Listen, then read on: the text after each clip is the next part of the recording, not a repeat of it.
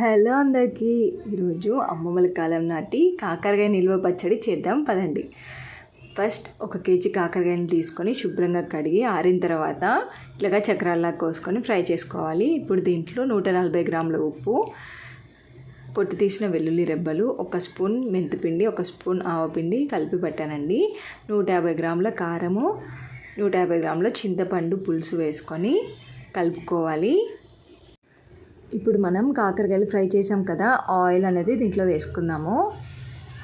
ఇప్పుడు తాలింపు కోసం ఆయిల్ పెట్టుకొని తాలింపు గింజలు, వెల్లుల్లిపాయలు వేసుకొని ఒకసారి ఫ్రై చేసుకోవాలి. ఇలా ఫ్రై అయిన తర్వాత ఎండుమిర్చి వేసుకుందాము. ఇవి కూడా ఫ్రై అయ్యాక కొద్దిగా కరివేపాకు, ఇంగు పొడి వేద్దామండి. ఇంగు పొడి వేయడం వల్ల పచ్చడి రుచి అనేది చాలా బాగుంటుంది. ఇప్పుడు ఈ తాలింపుని కాకరకాయ పచ్చడిలో కలిపేసుకుందాం.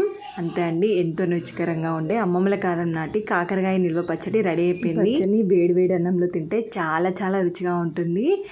మీరు కూడా తప్పకుండా ట్రై చేసి ఎలా ఉందో కామెంట్ చేయండి. అలాగే వీడియో నచ్చితే ప్లీజ్ సబ్స్క్రైబ్ చేసుకోండి. Thank you for watching.